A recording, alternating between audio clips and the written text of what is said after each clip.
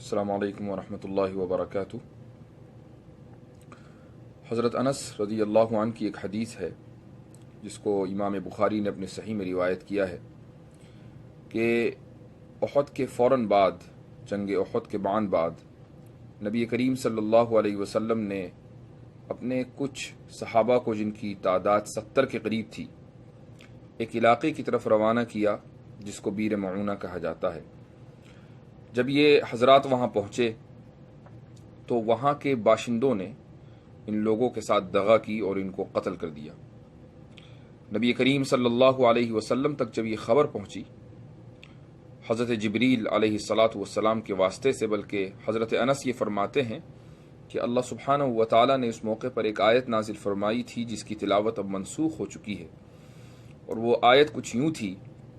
کہ بلغوا عنا قومنا انا قد لقینا ربنا فرضی عنا وارضانا، کہ ہماری قوم تک یہ بات پہنچا دو کہ ہماری اپنے رب سے ملاقات ہو چکی ہے، ہمارا رب ہم سے راضی ہے اور ہم اپنے رب سے راضی ہیں۔ یہ 70 صحابہ جب شہید ہوئے اور نبی کریم صلی اللہ علیہ وسلم تک ان کی شہادت کی خبر پہنچی تو آپ نے پہلی فرصت میں قنوت نازلہ کا اہتمام فرمایا، اور آپ 1 مہینے تک قنوت نازلہ پڑھتے رہے نمازوں میں، فجر کی نماز میں خصوصاً۔ اور چند قبائل عرب کے ایسے تھے کہ جنہوں نے اس قتل و غارت گری میں شرکت کی تھی،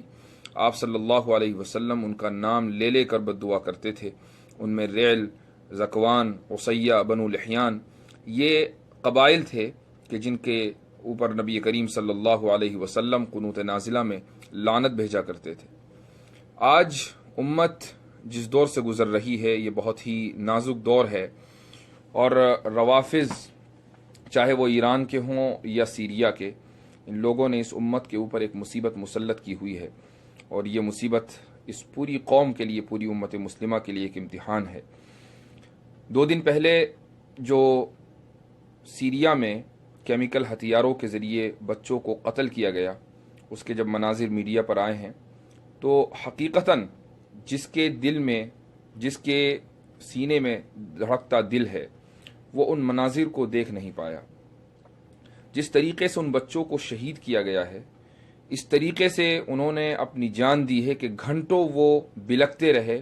اور آہستہ آہستہ ان کی جان نکلی ہے۔ یعنی اس دنیا میں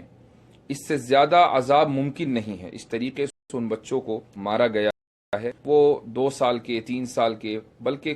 کچھ بچے تو چند ماہ کے تھے جن کا کوئی جرم تھا ہی نہیں، جن کو یہ پتہ ہی نہیں تھا کہ آخر کس جرم میں اور کس وجہ سے ان کو مارا جا رہا ہے۔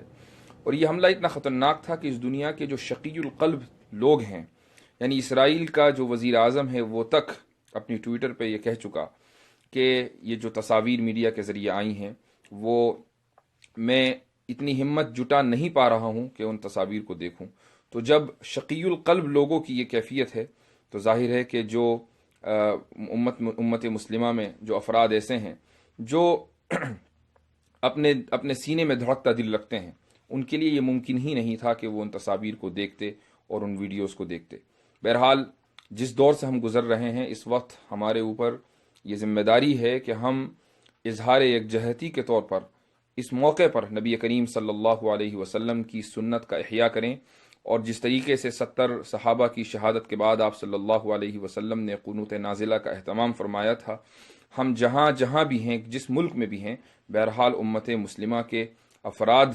میں ہمارا شمار ہوتا ہے، اور نبی کریم صلی اللہ علیہ وسلم کی حدیث کے مطابق امت کی مثال جسد واحد کی ہے کہ اگر کسی عضو میں کوئی پریشانی و تکلیف ہے تو پورا جسم وہ تکلیف محسوس کرتا ہے۔ تو ہم ان بچوں کی شہادت کی تکلیف محسوس کرتے ہیں، اور اس وجہ سے میں آپ تمام حضرات سے، خصوصاً جو ائمہ کرام ہیں، ان سے اپیل کرتا ہوں کہ 1 ماہ تک، جیسا کہ حدیث میں ہے، آپ صلی اللہ علیہ وسلم نے ان قبائل کے خلاف بد دعا کی ہے اور قنوت نازلہ پڑھا ہے، اسی طریقے سے 1 ماہ تک مساجد میں قنوت نازلہ کا اہتمام ہونا چاہیے۔ اور جو حضرات میری ویڈیو دیکھ رہے ہیں اور وہ خود مساجد میں ائمہ نہیں ہیں، تو وہ اپنے علاقے کی مساجد کے ائمہ سے درخواست کریں کہ قنوت نازلہ کا اہتمام کیا جائے۔ اگر اس موقع پر امت کے ساتھ اظہار یکجہتی نہ کی گئی تو پھر وہ کون سا موقع ہوگا؟ اور اگر اس موقع پر نبی کریم صلی اللہ علیہ وسلم کی اس عظیم سنت کا احیاء نہیں کیا گیا تو پھر وہ کون سا موقع ہوگا؟ مجھے امید ہے کہ انشاءاللہ جو حضرات اس ویڈیو کو دیکھیں گے وہ اس اپیل پر اور اس درخواست پر عمل کریں گے. جزاکم اللہ خیر الجزا، وآخر دعوانا ان الحمد للہ رب العالمین.